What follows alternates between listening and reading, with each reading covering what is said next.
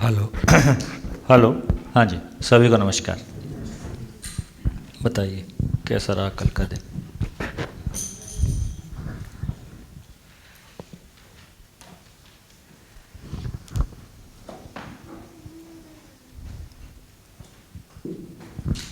भैया ये पदार्थ अवस्था में नियम और प्राणावस्था में नियंत्रण और जीवावस्था में संतुलन, इसको कैसे, मतलब वो मेरे को एकदम स्पष्ट नहीं होता है।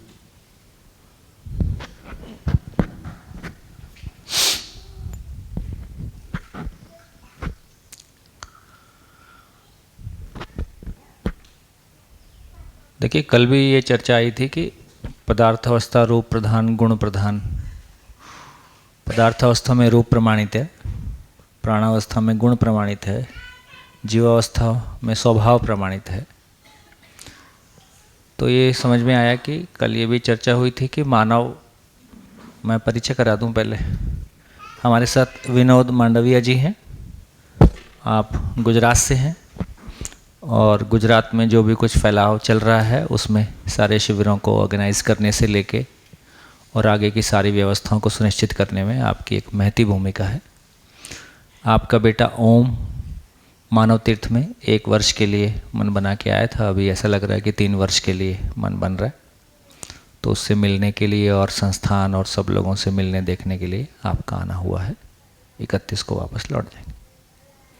तो कल मैं मानव तीर्थ गया था, तो लौटते में साथ में आ गए। तो मैं कहा सब देवताओं के दर्शन हो जाए, देवी देवताओं के।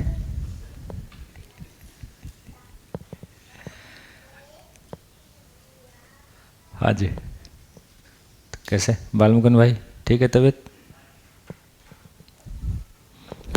आपका ठीक रहना बहुत ज़रूरी है।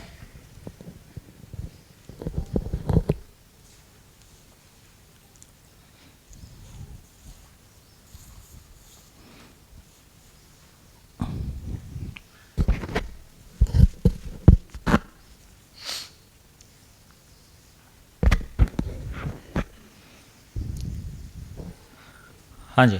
तो कल ये चर्चा हुई थी हमारी कि बेसिकली एक तो ये बात कि जब अस्तित्व मूलक मानव केंद्रीय चिंतन कह रहे हैं तो मानव को जीना है। तो मानव को जीने के लिए उसने पूरी सृष्टि को समझा है। तो मानव के जीने को केंद्र में रखते हुए पूरी सृष्टि को देखा है। ऐसा जब हम देखते हैं तो फिर हमको, यदि पदार्थ के साथ जीना है तो कैसे जिएंगे? पदार्थ में हम रूप के साथ जीते हैं। अब चेयर पे बैठना है तो चेयर की सीट कहाँ होगी और हाथ रखने की जगह कितनी ऊंची होगी और पीठ के लिए कितनी ऊंची होगी, वो शरीर के साइज़ के हिसाब से बना हुआ है।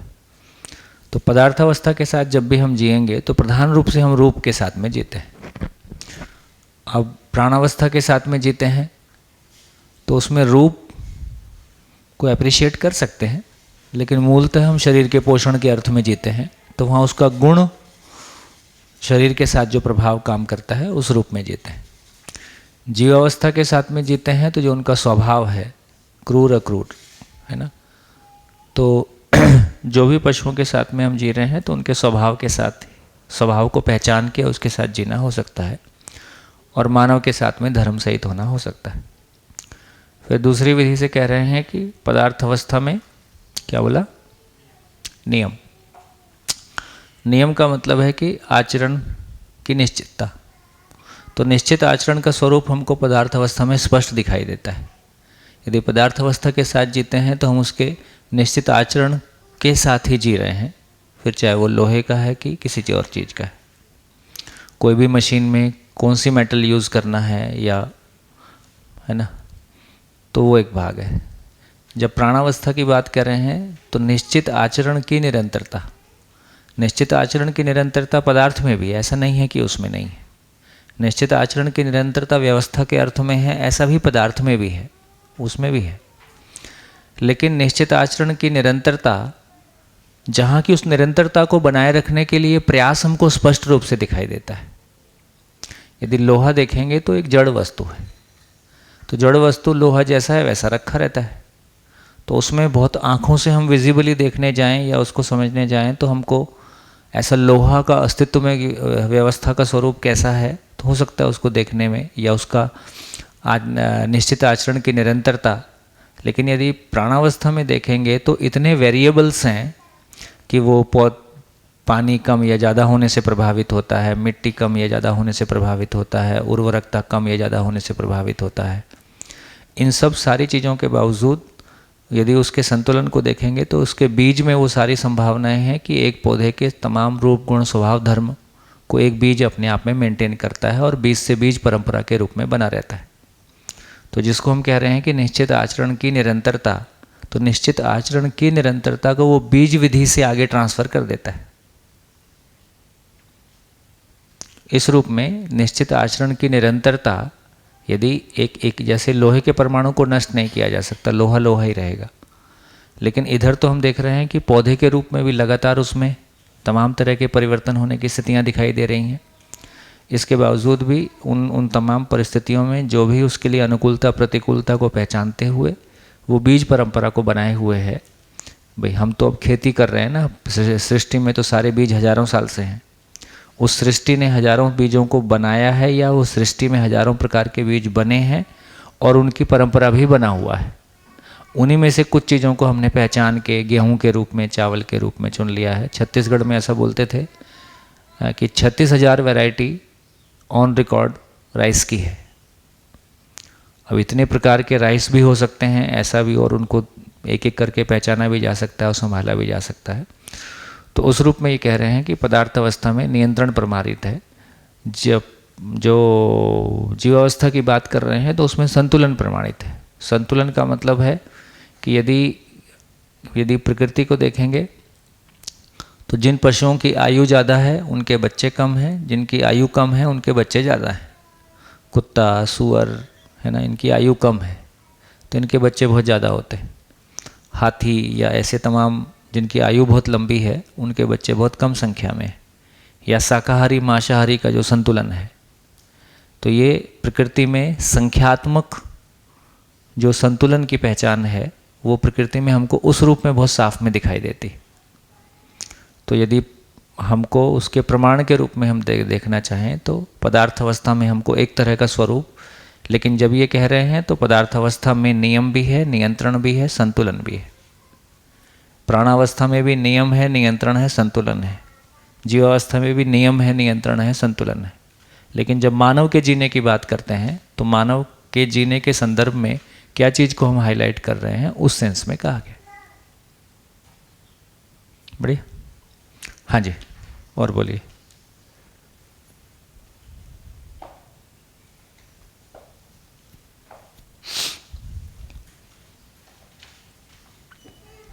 तो भैया इसमें मानव को पहले क्या समझ में आता है?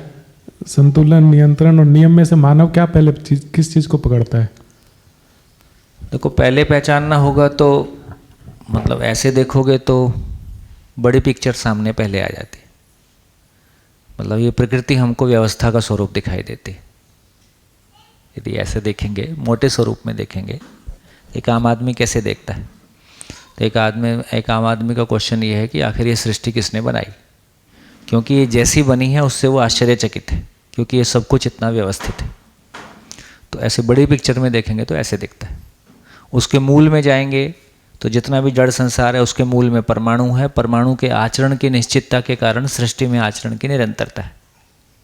तो परमाणु को देखना एक सूक्ष्म घटना है, वो सामान्य बुद्धि से पकड़ में नहीं आएगा। मतलब वो 4.5 क्रिया में पकड़ में नहीं आ रहा है। तो कहीं ना कहीं वो जो सूक्ष्म चीज़ें हैं वो तो किसी ने बहुत गहरे में ध्यान दिया, उस तरह से जाके देख पाया। पर मोटे रूप में हम देखते हैं कि हाँ, ये सब कुछ संतुलित है, ये सब कुछ नियंत्रित है। ये ऑब्जर्वेशन हमको जल्दी आ रहा है क्योंकि हमारे जीने के भाग से वो जुड़ा हुआ है। तो मोटे रूप में हम देखते हैं तो व्यवस्थित है, संतुलित है, ऐसा हमारा ध्यान जाता है। फिर वो कैसे है उसके मूल में जाएंगे तो परमाणु का आचरण है। परमाणु के आचरण को समझने के लिए वो हर आदमी को परमाणु का आचरण समझना है। अब वो आवश्यकता बनी है क्योंकि जिंदा रहने के अर्थ में परमाणु को समझने की जरूरत नहीं है। जीने के स्वरूप को पहचानना है तो फिर परमाणु को पहचानने की जरूरत है। हमारे जिंदा रहने के लिए जितना आँख से दिखता है उतना पर्याप्त है। हाँ जी, बोलिए भैया। एक चीज़ पे ध्यान गया थोड़ा सा, आप स्पष्ट करिए। आशा से इच्छा होगी या इच्छा से आशा होगी? मतलब अभी तो आशा ऐसी लगती है जैसे मांगते ही रहते दिन भर हम लोग। देखो, आशा से इच्छा, इच्छा से आशा, दोनों सब साथ साथ ही है।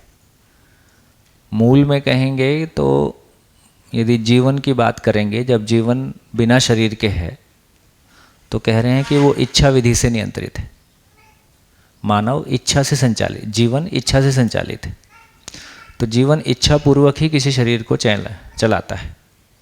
तो इच्छा पूर्वक किसी शरीर को चलाएगा तो उस समय में मन वो मैकेनिज्म है कि वो जीवन और शरीर का कनेक्ट बनेगा। मन शरीर को पहचानता है। लेकिन इच्छा नहीं है तो आप अपने में झांक के देखो। यदि आपकी कोई चीज़ की, जैसे इंद्रियों की परिभाषा है, इच्छा अनुसार द्रवित होने वाले अंग की इंद्रिय संज्ञा है। ये पढ़ा है।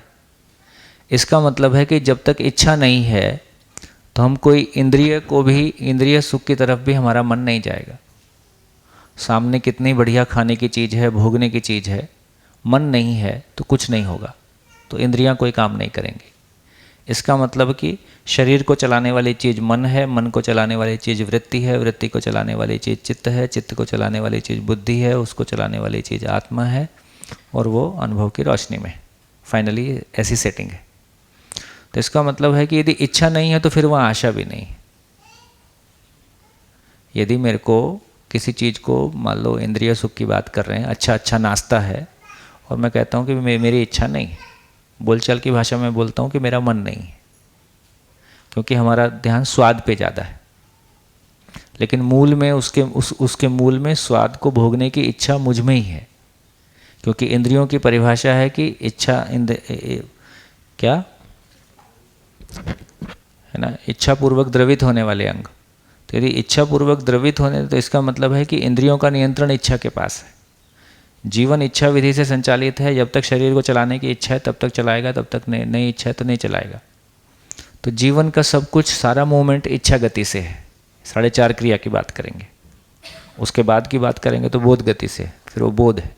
लेकिन फिर भी गति देखेंगे तो इच्छा गति है।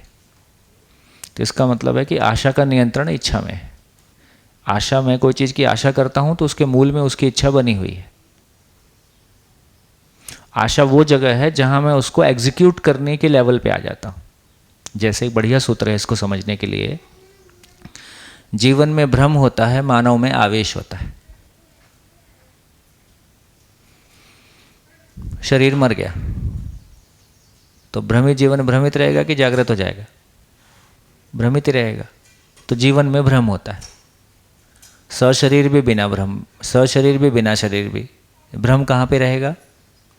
चित्रण में रहेगा, किसी मान्यता के स्वरूप में रहेगा, फिर फाइनली किसी दृष्टि से ऑपरेट होगा प्रियहित लाभ में। ठीक। लेकिन मानव में आवेश होता है, तो जीवन रूप में आवेश नहीं है। आवेश फिर क्या चीज़ है? इसको कैसे समझें कि जीवन में भ्रम होता है, मानव में आवेश होता है। आवेश का क्या मतलब होता है ना? आवेश को बोल रहे हैं कि काम, क्रोध, लोभ, मोह, मद, मात्सर्य। तो बेसिकली भ्रम क्या है? मैं शरीर हूँ। मोह क्या है? मोह क्या है? मैं शरीर हूँ से जब मैं सुखी होने जाता हूँ तो अपने शरीर के साथ किसी को जोड़ के अपना पहचानता हूँ। मेरा बेटा, मेरी पत्नी, मेरा भाई, मेरी बहन, मेरा दोस्त, है ना? और जब उसके मेरा सुख जब उस पर निर्भर हो जाता है तो इसका नाम मोह है। किसी व्यक्ति विशेष से सुखी होने की कामना। और सुखी होने की कामना के मूल में अपने भीतर एक असुरक्षा का बना ही रहना, उसमें जो मिलता है उसका सीमित ही होना, भीतर में निरंतरता की चाहना का होना। तो सीमित का मिलना, निरंतरता की चाहना का होना, ये जो दोनों के बीच में इम्बैलेंस है ना, ये अपने बीच में एक आवेश के रूप में प्रकट होगा। तो इसका मतलब है कि जब तक मैं सशरीर, जब तक मेरा भ्रम सशरीर व्यक्त नहीं होगा तब तक वो आवेश में नहीं बदलता है। तो भ्रम कहाँ पे है? जीवन में है। लेकिन भ्रम एग्जीक्यूट कैसा? हर भ्रम हर क्षण एग्जीक्यूट हुए रहता है क्या? हर क्षण मैं काम या लोभ में रहता हूँ क्या? कोई क्षण काम एक्टिवेट होता है, कोई क्षण लोभ ज़्यादा एक्टिवेट होता हुआ दिखाई देता है। जीवन में तो सारा भ्रम एक साथ रखा ही है। तो जब तक जिस चीज़ के लिए इच्छा नहीं हुई है वो आवेश नहीं आएगा। तो इच्छा है तो फिर उसको भोगने की आशा है, भोगने की आशा के समय में आवेश है। कोई भी जो हम भोग कर रहे हैं तो आवेशित होके ही कर रहे हैं। हाँ, मतलब ऐसा नहीं बोलेंगे, तो इसलिए कहा कि समगति और समावेश। तो समगति, जैसे एग्जाम्पल ऐसा लेते हैं कि जैसे अपने रहने के लिए मकान बनाना है, तो मैं जीवन हूँ, शरीर को चलाता हूँ और शरीर को बनाए रखने के लिए मेरे को मकान की ज़रूरत है, ये समगति है। इसके लिए अब मुझको मकान बनाना है। अब फिर पड़ोसी को चमकाने के लिए बनाना है, तो ये समावेश है। समगति अब समावेश में बदल गया। तो इसका अर्थ है कि जब भी जिसका जो प्रयोजन नहीं है वहाँ से वो पाने जाऊँगा, तो वो पाने के पीछे इसका मतलब है कि उसका अधिमूल्यन किया गया है। यदि मैं मकान से सम्मान पाने की तलाश में जाता हूँ तो मकान का अधिमूल्यन हुआ है, मकान से निरंतर सुख की चाहना को जोड़ दिया है और उसकी हैसियत नहीं है। इसका नाम यहाँ पे फिर इसका नाम आवेश है। मैं खाना खाता हूँ, मैं स्वस्थ रहने के लिए खाना खाता हूँ और उसके लिए मेरे को कोई उसमें स्वाद मिलता है, इसमें कोई आवेश की बात नहीं। लेकिन मैं खाने से निरंतर सुख चाहता हूँ, अब आवेश जुड़ गया। आवेश का मतलब है अक्षय बल उसमें घुसा दिया। तो जिसकी जितनी हैसियत है उसके साथ जिसका जो होने का प्रयोजन है उसके साथ में जी रहे हैं, तो ये तो पॉजिटिव ही है ना। शरीर को स्वस्थ रखना है, ये पॉजिटिव है, ये समगति है। और दूसरे को निपटाने के लिए शरीर को ठीक करना है, अभी आवेश हो गया। ऐसा बोल रहे हैं भैया। इसी तरह से क्या विषम गति और भी होती है? हाँ, सम का अतिरेक विषम की ओर। पड़ोसी को चमकाने के लिए बना लिया, अब किस्तें तो आपको पटानी है और किस्त पटाते समय दिमाग खराब होता है, या उतने किसी से उधार मांगना पड़ता है, या पैसे की स्थिति नहीं होती है, तो उसका दुरुपयोग हो गया, तब उसमें आवेश आएगा। तो सम अतिरेक विषम की ओर, विषम का अतिरेक सम की ओर।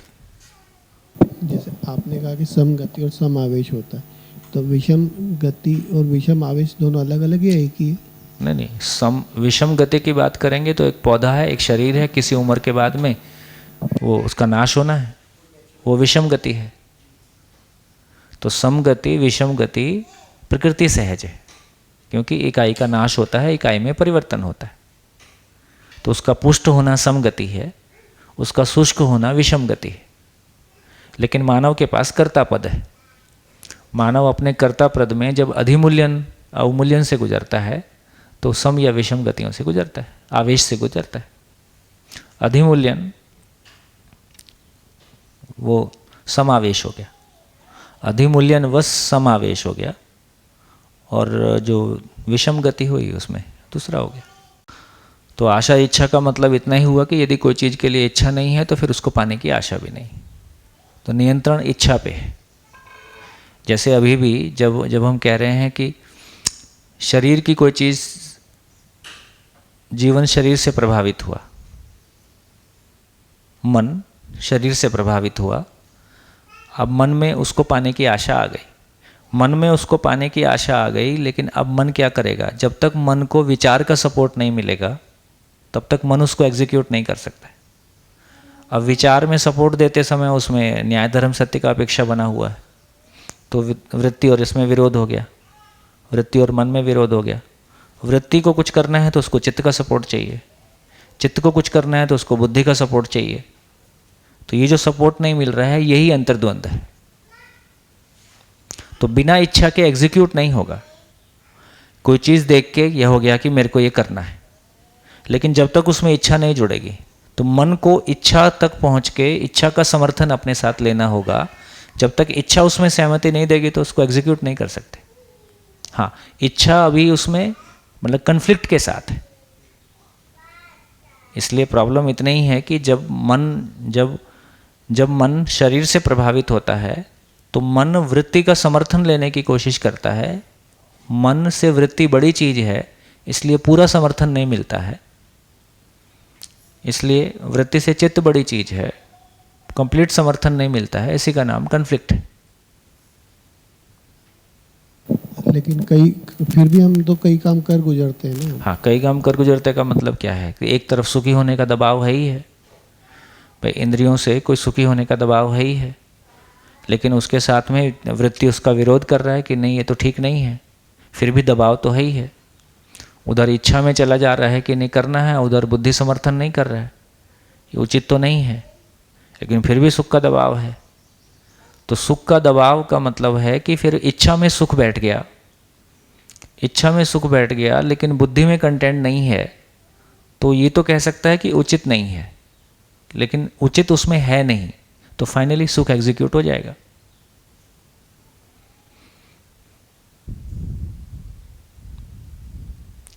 मानव में जो सुखी होने की इच्छा का दबाव है, जो सुख का दबाव है, वो दबाव उस बीच में एग्जीक्यूट हो जाएगा।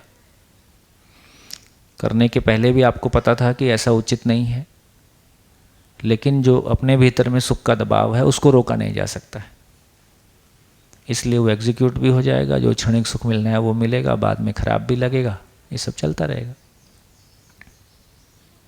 प्रोसेस की ही बात हो गई, वो एक तरीके से प्रोसेस की बात हो गई। थोड़ा माइक ऊपर रखिए। प्रोसेस की बात हो गई, ऐसा लगता है ऐसे कि हाँ, प्रोसेस का मतलब है कि अब कैसे हुआ ये हमको समझ में आ रहा है। जब भी हम अध्ययन करना चाहते हैं, है ना, भाई अपने आप में बेहतर होने की इच्छा है, अपने आप में बेहतर होना चाहता हूँ, तो अपने आप में बेहतर होने की इच्छा है, उसके लिए न्याय धर्म सत्य की जो दृष्टि है उसका सपोर्ट है, उसके लिए मन उसके साथ में जुड़ गया है ना, तो इसमें कोई विरोध नहीं है।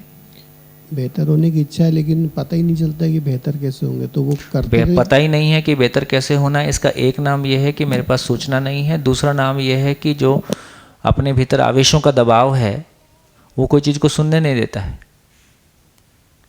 ये तो अपने भीतर आवेशों का दबाव है, काम क्रोध लोभ मोह मद मात्सर्य है, ये इसका बादल ऐसे गड़गड़ाते रहता है।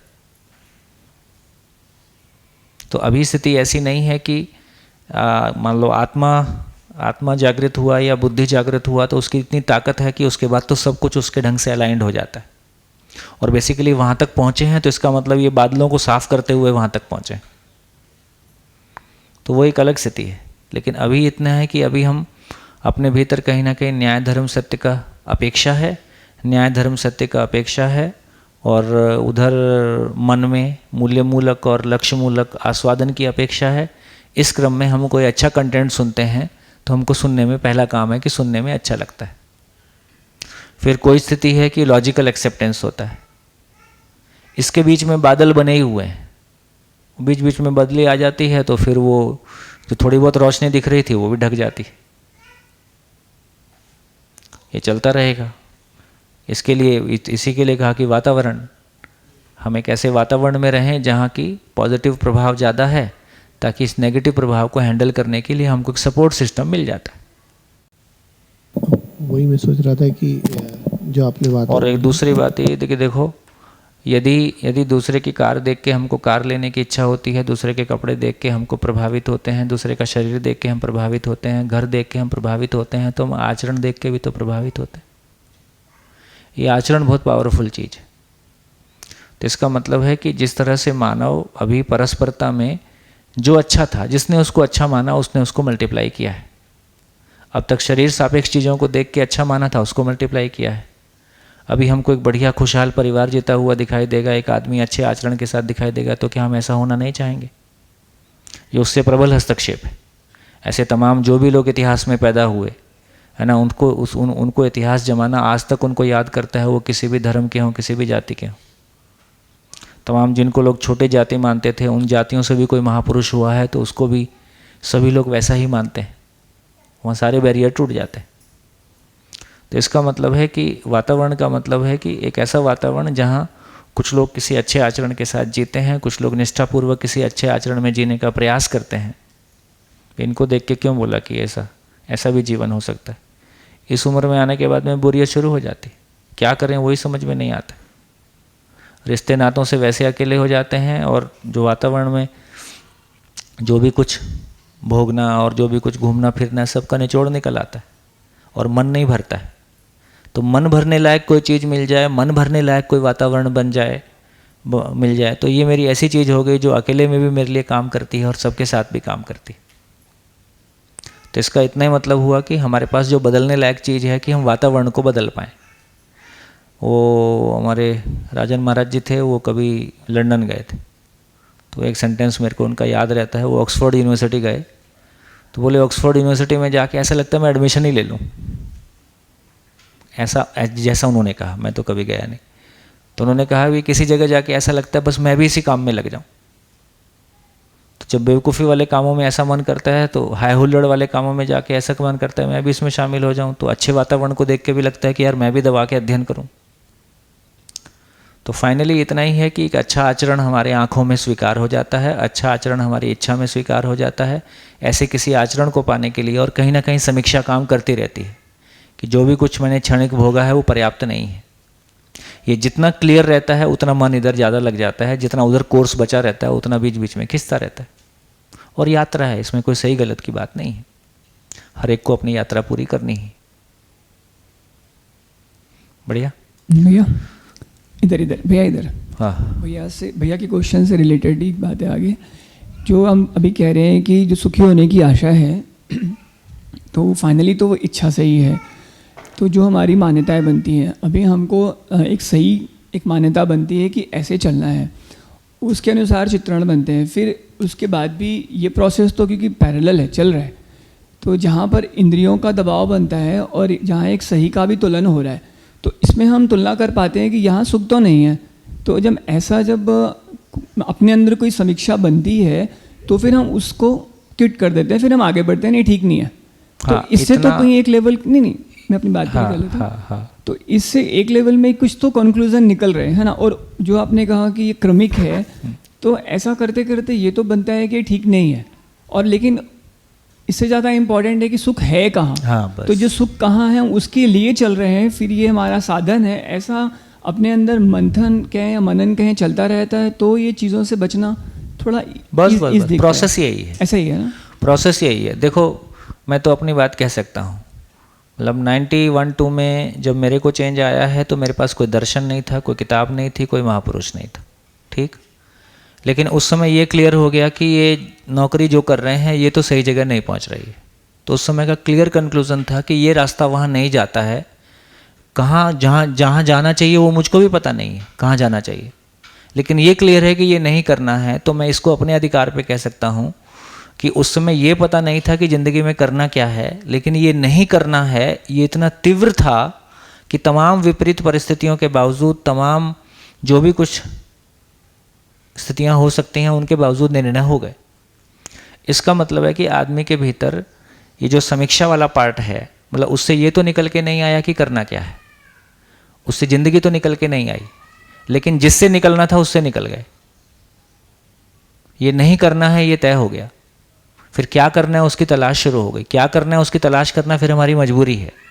एक बार ये तय हो गया कि एक बार ये क्लियर तय हो गया कि ये गड्ढा है तो फिर आप कूद नहीं सकते ना उसमें। गड्ढा है तो फिर आपको बच के ही निकलना पड़ेगा, वो तो रास्ता नहीं है।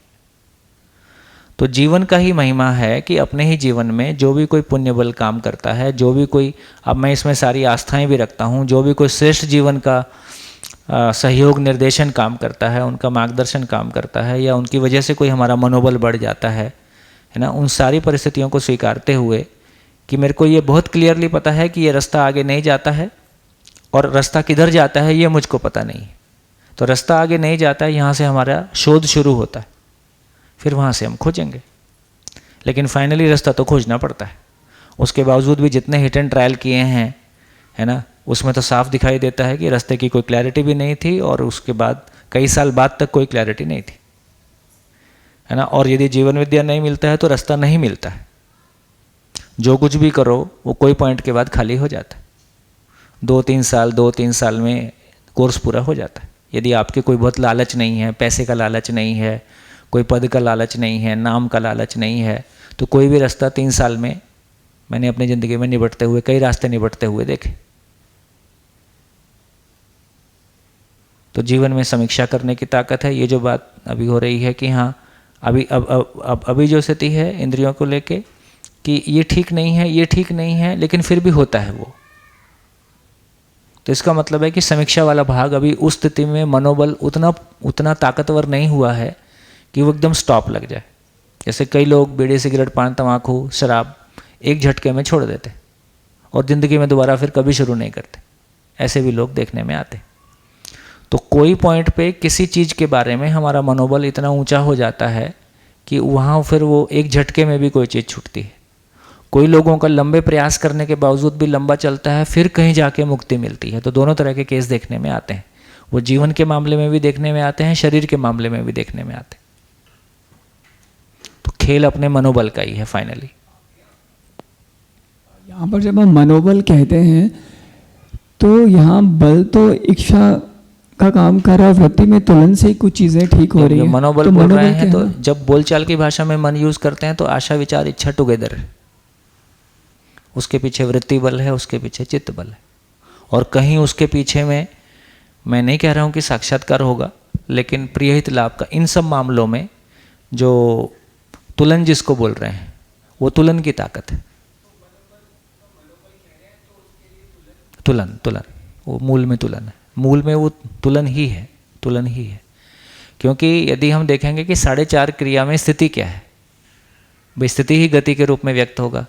तो 4.5 क्रिया में चित्रण का तो स्थिति है नहीं, वहाँ तो साक्षात्कार है नहीं। तो 4.5 क्रिया में जिसको हम स्थिति बोल रहे हैं वो तुलन है। जैसी दृष्टि होगी वैसी इच्छाएं पैदा हो जाती हैं, जैसी दृष्टि होगी, जैसी दृष्टि प्रभावी होगी वैसा आपका ज़िंदगी चलने लगता है।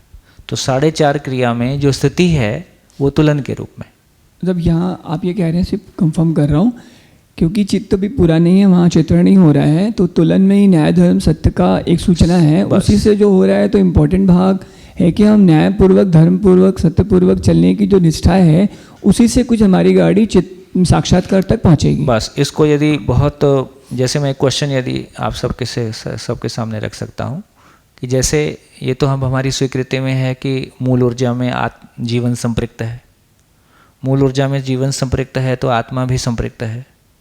आत्मा का फंक्शन ही इतना है कि उसको ज्ञान की प्यास है। तो ज्ञान की प्यास का प्रभाव जीवन में उचित अनुचित, न्याय अन्याय इस रूप में पड़ा रहता है। तो बेसिकली वो मूल में जाएंगे तो मध्यस्थ का प्रभाव है, उसी मध्यस्थ के प्रभाव को खोजते खोजते हम आत्मा तक पहुँचते हैं। लेकिन किसी व्यक्ति में न्याय धर्म सत्य की अपेक्षा बहुत सामान्य है और किसी में ये बहुत तीव्र है। दोनों 4.5 क्रिया का खेल है। तो किसी में ये तीव्र क्यों है और किसी में ये बहुत सामान्य है। किसी में इसको उल्टा करके अन्याय करो तो भी सफलता मिले, गलत करो तो भी सफलता मिले, किसी में ऐसी भी स्थिति है। और किसी में अपना कितना भी बड़ा नुकसान करवा लो फिर भी न्याय धर्म सत्य पूर्वक जीना है, गलती नहीं करना है, ऐसी भी स्थितियां हैं। तो इसके मूल में क्या है?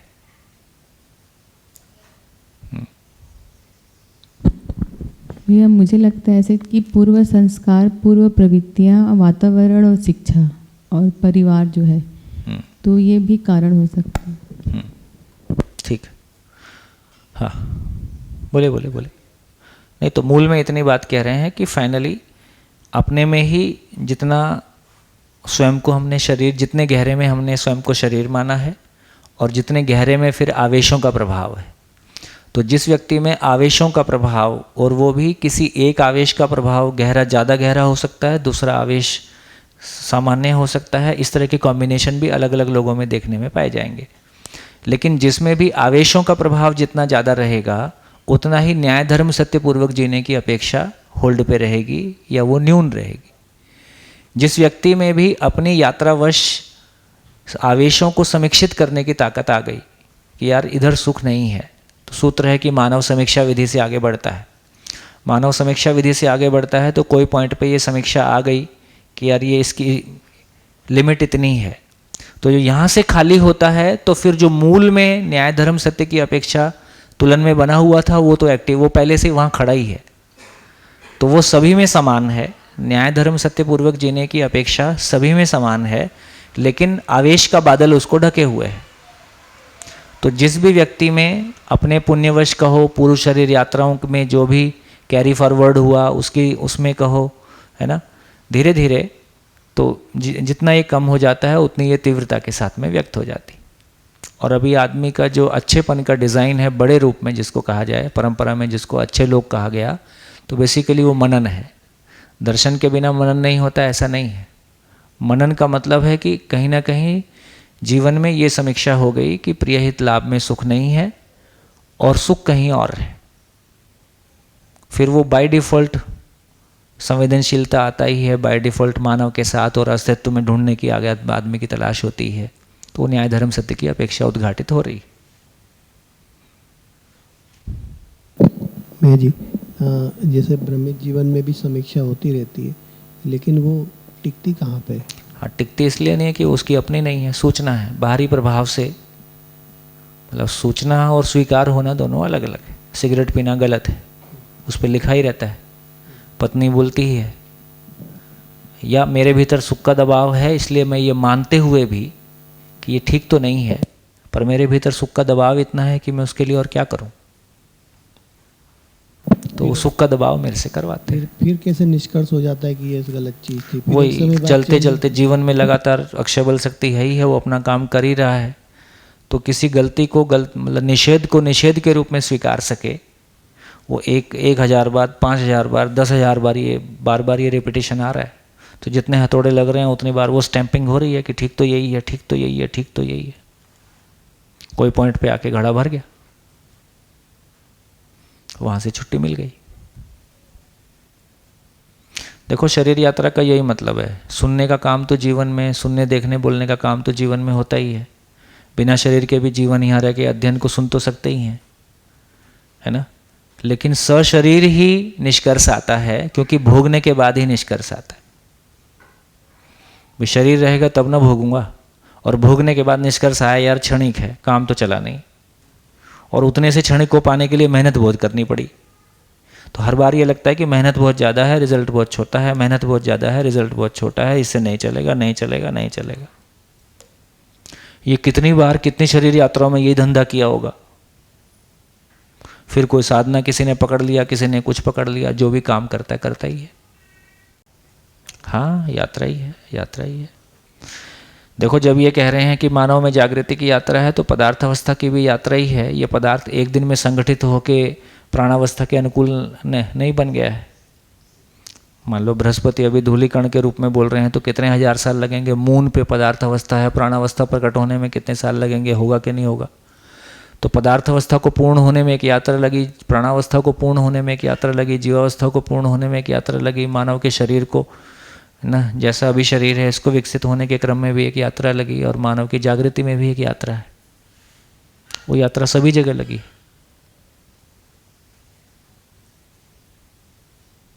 जैसी जितनी स्पष्ट कल्पनाशीलता अभी है, हम तो अभी अपने बचपने में अभी हमको अपना बचपना देखने को मिला, और अपने बच्चों का बचपना देखने को मिलेगा। कितना 2 पीढ़ियाँ आ गई बीच में, तीसरी पीढ़ी हो गई। तो तीसरी पीढ़ी की कल्पनाशीलता तो हम मतलब देखते ही हैं सीधा सीधा डायरेक्टली, तो उसमें बहुत चेंज दिखाई देता है। बढ़िया।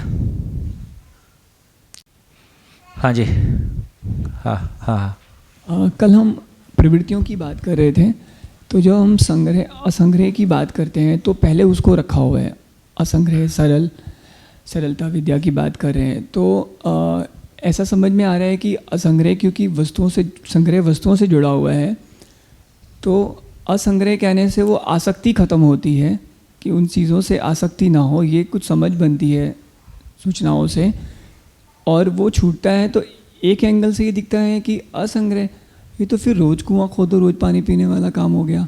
संग्रह तो ऐसा लगता है कि ठीक है चल जाएगी गाड़ी। तो क्या है ये जो असंग्रह को समृद्धि भी कहते हैं, तो ये प्रकृति के जो आवर्तनशीलता का नियम है, इसका पता चलना, इसका कंफर्मेशन एक तरह से समृद्धि और असंग्रह की तरफ इशारा करता है, ऐसा लग रहा है। देखो, परंपरा में जिसको असंग्रह बोला है उसका मीनिंग अलग था। दर्शन में जिसको असंग्रह बोल रहे हैं वो उसका मीनिंग अलग है।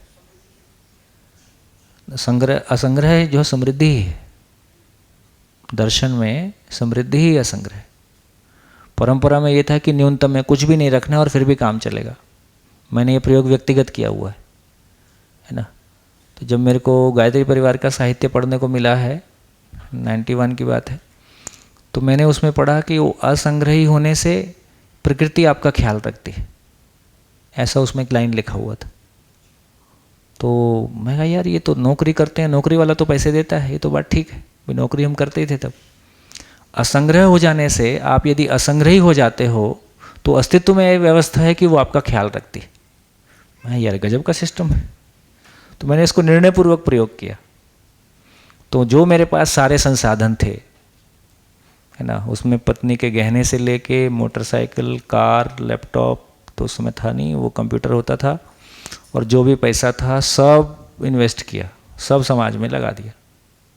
कुछ भी नहीं अपने सिवा शेष बचा, एक पैसा बैंक बैलेंस नहीं, एक पैसा कहीं बचा हुआ नहीं, कुछ भी शेष नहीं बचाया।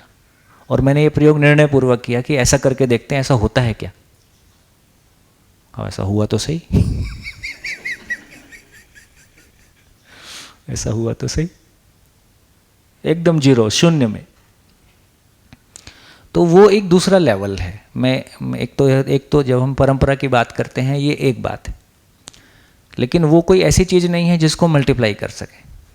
वो उसको उसकी परंपरा वाली बात नहीं है, लेकिन अस्तित्व में ऐसा भी विधान है। अभी वो नहीं है अपना राखी बहन, है ना, संजय राखी, उनका कोई फैमिली में उनका नेफ्यू वेफ्यू कोई है, वो 25 साल की एज में घर छोड़ के निकल गया। फैमिली से काफ़ी ठीक ठाक लोग हैं आर्थिक रूप में। अब उसको 13 साल हो गया। 13 साल से उसका एक ही संकल्प है कि जेब में एक पैसा नहीं रखना है, और वो 13 साल से निकला हुआ है और वो करीब 100 कंट्रीज घूम चुका है, खाली जेब। ठीक, तो कहीं जाता है, किसी से दोस्ती हो जाती है, किसी के घर रह लेता है, कुछ पैसे की आवश्यकता लगती है, कहीं मजदूरी कर लेता है, कुछ भी कर लेता है ना। और कोई मिल जाता है जो उसको अपनी कंट्री ले जाता है, कोई उसको अपने घर में रख लेता है अब वो भी ये प्रयोग करके देख रहा है कि ऐसे भी होता है क्या। तो किसको क्या सनक चढ़ जाए और अस्तित्व में ऐसी व्यवस्था है कि वो पुराना जो एक बात कहते हैं ना कि संकल्प बल, आपके संकल्प में दम चाहिए। अस्तित्व में भाई ज़्यादा क्या होगा, मर ही जाओगे ना, और मर जाओगे में शरीर ही मरेगा ना, आप तो नहीं मरोगे, इससे ज़्यादा और क्या हो जाएगा। जब कोई आदमी उस लेवल तक तैयार हो जाए तो घटना अलग तरह से घटने लगती है। हाँ, बस इतना ही खेल है। एक दिन बाबा जी से पूछा अनुभव क्यों नहीं हो रहा है खतरनाक क्वेश्चन कभी कभी मूड बनने में कर लेते थे। बोले अभी जरूरत नहीं है तुम्हारी सच्चाई यही है कि अभी जरूरत नहीं, इतना ही है खेल। आवश्यकता अनुसार उपलब्धि है। जो चीज़ चाहते हैं वो मिलता है, प्रकृति पूर्ण है, जो चाहोगे सो मिलेगा। चाहत में दम चाहिए, चाहत में ईमानदारी चाहिए, चाहत में पैर के नाखून से बाल तक डलेगा, जो डालोगे सो मिलेगा, है ना। राक्षस बनना चाहो वो भी मिलेगा, प्रकृति में सारी व्यवस्था है। राक्षस बनना चाहते हो बढ़िया वाले राक्षस हो सकते हो, देवता होना चाहते हो बढ़िया वाले देवता हो सकते हो। क्या आदमी को मतलब क्या स्वतंत्रता है।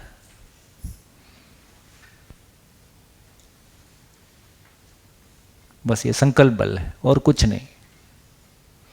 भाई आज भी जितनी भौतिक वस्तुएं पैदा हुई हैं तो कैसे पैदा हुई हैं, आपने उत्पादन के लिए कोई संकल्प बनाया है ना, आखिर विचार किया ही है ना। भाई इसको सामान्य विचार, सामान्य इच्छा बोलते हैं। संकल्प इससे कोई ऊपर की चीज है। तो अभी भी जो कुछ भी भौतिक रूप में उपलब्ध हुआ है, जो कुछ भी सम्मान रूप में उपलब्ध हुआ है, जो कुछ भी भूमिका रूप में उपलब्ध हुआ है, वो हमारा ही चाहना है। अभी ये सामान्य चाहनाएं हैं, इसमें जितनी तीव्रता आ जाए, है ना। बाबा वो ध्यान करने के लिए कोशिश करते थे, घुटना साथ नहीं देता था। बोले शरीर का कोई मतलब नहीं है, जब ये साथ नहीं दे रहा है तो इसको डुबो के ख़त्म ही करो। वो डुबोने के लिए तैयार हुए तो दूसरा जीवन आ गया। बोले नहीं अभी इसको चलाना है, सब ठीक रहेगा, चिंता नहीं करो। उसके बाद घुटने ने कभी साथ नहीं दिया, हमेशा साथ दिया। ये दूसरी तरह की घटनाएं हैं। मतलब जीवन का संकल्प बल शरीर पे कैसे काम करता है, ऐसी तमाम घटनाएं लोगों की खूब सारी मिल जाएंगी आपको। उस लेवल का संकल्प बल चाहिए जिस लेवल की उपलब्धि हम चाहते हैं। और ये ठीक है, यदि इसको परंपरा के रूप में कहेंगे तो हर मानव में वो स्थिति आएगी, लेकिन वो स्थिति कब आएगी इसका समय कहना मुश्किल है। जब आपको लगता है कि इसके सिवा और कुछ नहीं,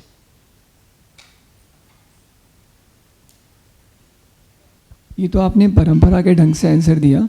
तो अभी हम परंपरा के लिए देखें, जो परंपरा में था वो तो ऐसा ही था।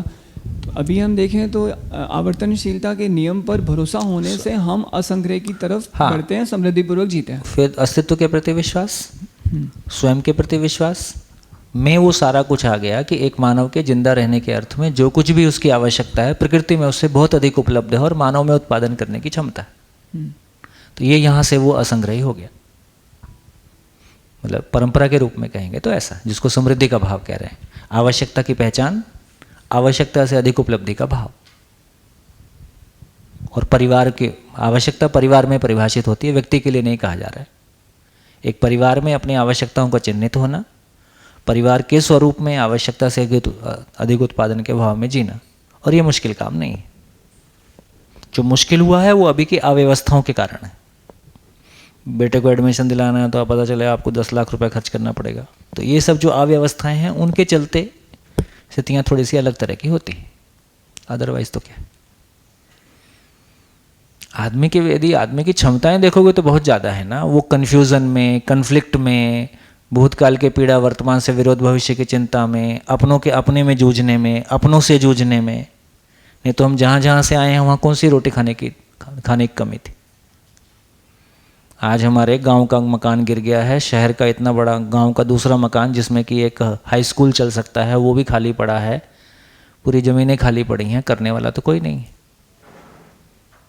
दिल्ली के मकान वो खाली पड़े हैं, मकान ज़्यादा हैं, रहने वाले कम हैं।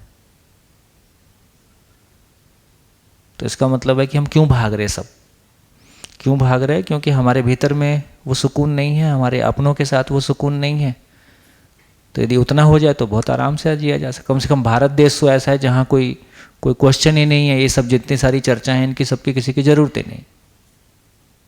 इतने मौसम, इतनी बढ़िया मिट्टी, इतने बढ़िया पानी, इतनी बढ़िया अनुकूलता, यहाँ कौन सी समस्या? क्या जा रहे हैं? कहाँ की यात्रा? उत्सव पारा, उत्सव परिसर। बढ़िया बढ़िया। कुछ शेयरिंग हुई? कल परिचय हुआ आपका? कल सभा से परिचय हुआ? नहीं हुआ। नहीं हुआ तो ऐसा कैसे करोगे?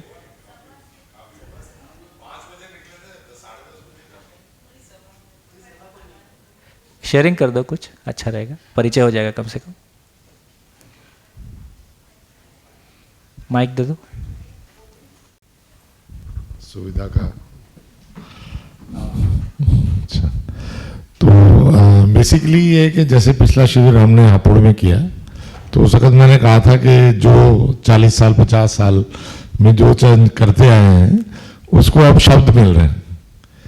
तो अब उसके आगे का जो सफ़र है वो आगे यात्रा चालू है। तो इस यात्रा में जो है वो अलग अलग अनुभव को इकट्ठा करने की कोशिश कर रहे हैं। तो ये अभी जो कल हुआ वो अनुभवों को इकट्ठा करके एनालाइज करने का वो प्रासन जो है वो शुरू हो गया। नहीं, शेयर कर दो। अच्छा लग रहा है। और आप नविता बेन की सास? जी सास बोलने से थोड़ा दम आता है। नहीं मुझे तकलीफ होती है, मुझे लगता है क्योंकि सास का जरा चित्रण कुछ बहुत अच्छा नहीं।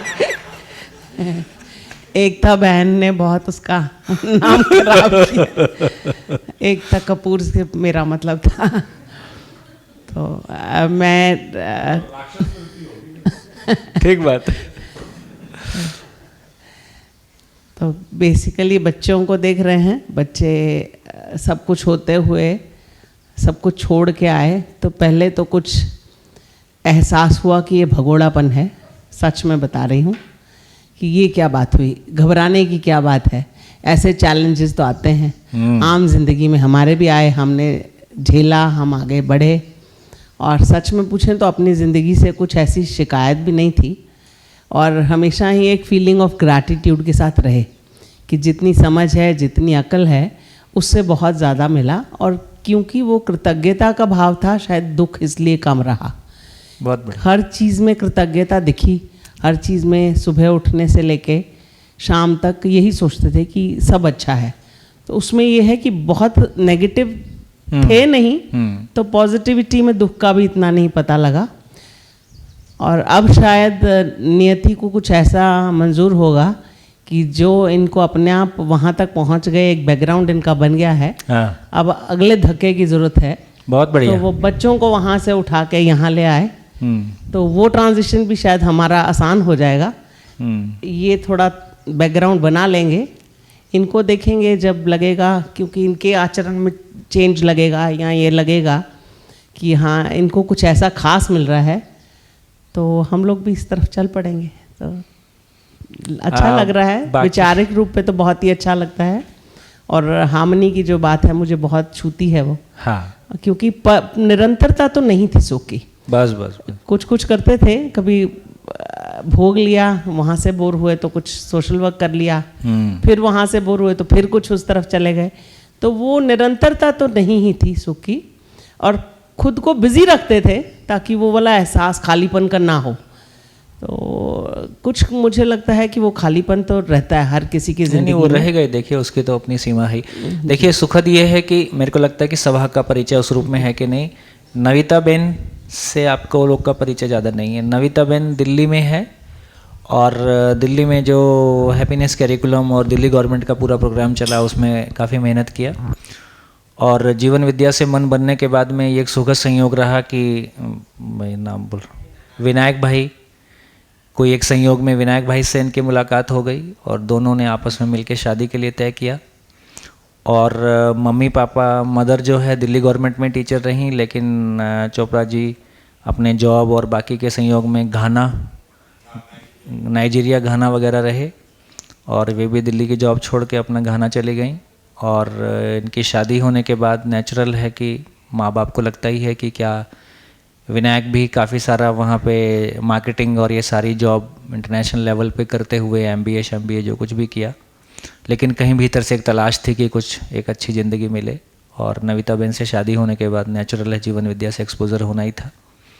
उस क्रम में फिर माता पिता को लगा कि अच्छा होनहार लड़का किस चक्कर में पड़ गया है तो इसके पीछे पीछे ढूंढते हुए ये भी इनको लगा कि चलो देखें। तो 1-2 शिविर, 2-4 शिविर करने के बाद अब ऐसा लग रहा है कि हाँ सही दिशा है, भगोड़ापन नहीं है। क्योंकि समाज में इस तरह की चीज़ों को भगोड़ापन ही माना जाता। अध्यात्म में जाने वालों में बड़ी संख्या उन लोगों की है जिनको सांसारिक जीवन में सफलता नहीं मिली है। ये गलत नहीं है, ये गलत नहीं है। जो सफल सांसारिक लोग हैं वो अध्यात्म के लोगों को, ज़्यादा बड़ी संख्या को इसी रूप में देखते हैं कि भौतिक संसार में जिनको सफलता नहीं मिलती है वो भाग के इधर आ जाते, ऐसा भी माना जाता है। तो जैसे भी कंटेंट के साथ में आगे बढ़ रहे हैं तो उसमें एक अच्छी सुखद स्थिति पूरे परिवार में बन रही है। और जिस तरह का एक माइंडसेट, शायद ओरिजिनली हम ऐसे ही माइंडसेट वाले थे, लेकिन जो भी एक सांसारिक प्रभाव आते हैं और चढ़ते हैं तो अब सुखद स्थिति है। मैं इसको बहुत सुखद स्थिति मानता हूँ कि माँ बाप ने जो कुछ भी किया, बच्चे उस प्लेटफॉर्म को इस्तेमाल करके मानसिक और भौतिक रूप से अगली चेतना को अपने परिवार में इंट्रोड्यूस करा पाए, है ना। तो मैं कभी हर से शेयर करता हूँ, मैं देखो जो तुमको आज अनुकूलता मिली है इसके पीछे 5 पीढ़ियों ने मेहनत की है। हमारे बाबा जी लोग गरीबी से गुजरे, हमारे पिताजी लोगों ने जम के पैसा कमाया, हमने उस पैसे का सदुपयोग इस रूप में किया कि पैसा तो इन्होंने कमा ही लिया, अब हम और क्या कमाएं। तो हमने ज़िंदगी कमाने की तरफ ध्यान दिया, तो हमने ज़्यादा काम समाधान पे किया। अब समाधान समृद्धिपूर्वक जीने के लिए स्थिति बनी, तो इसमें 5 पीढ़ियाँ लग गई। तो आज हर्ष के बच्चों को यदि अनुकूलता मिलेगी, एक अच्छा वातावरण जीने का मिलेगा, तो उसके पीछे 5 पीढ़ियों की कंटिन्यूस मेहनत है। इसमें से एक पीढ़ी भी मिस कर जाती तो यहाँ तक गाड़ी नहीं पहुँचती। तो ये जो एक क्रम है, मतलब ये एक सही में जो कुछ हम यहाँ चर्चा कर रहे हैं, ये एक पीढ़ी का काम नहीं है, पीढ़ी दर पीढ़ी का काम है। तो वो स्थितियाँ धीरे धीरे बनेंगी। खूब बढ़िया, खूब शुभकामनाएं।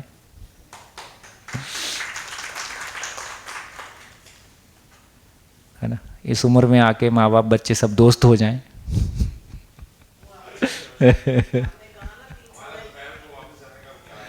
मानव तीर्थ, नहीं नहीं, बढ़िया बढ़िया जी। हाँ, दादा दादी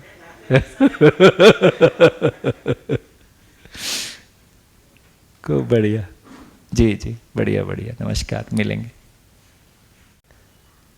अच्छा, आप लोग कितने बजे जाओगे नविता?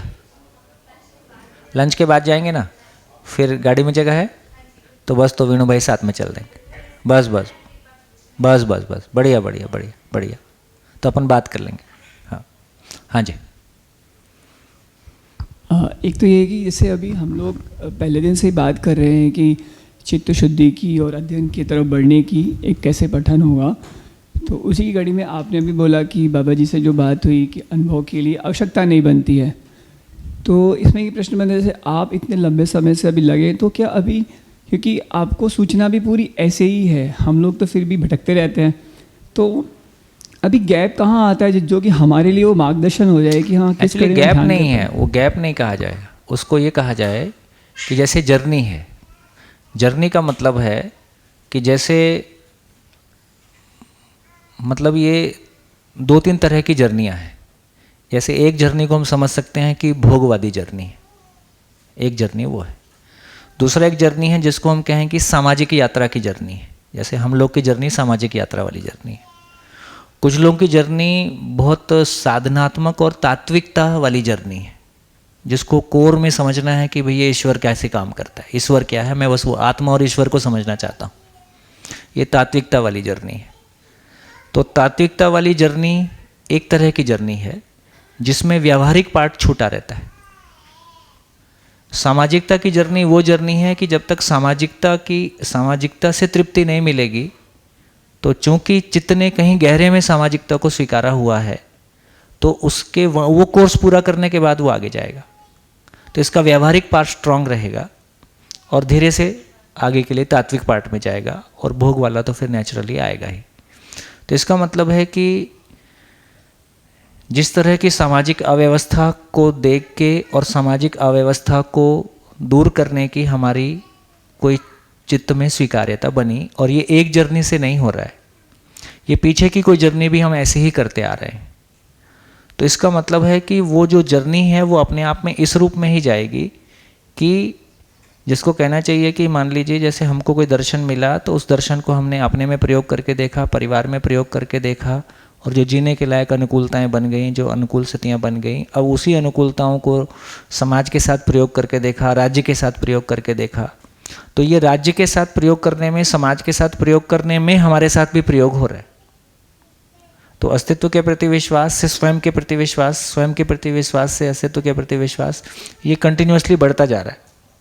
तो इसका मतलब है कि 10 साल पहले, मतलब 20 साल पहले जो स्थितियाँ थी, 10 साल पहले जो स्थितियाँ थी, आज जो स्थितियाँ हैं, तो अपने में जो अनुभव के लिए पात्रता बनने का क्रम है, वो इसी क्रम में आगे बन रहा है, मतलब अनुभव की ओर ही जा रहे हैं।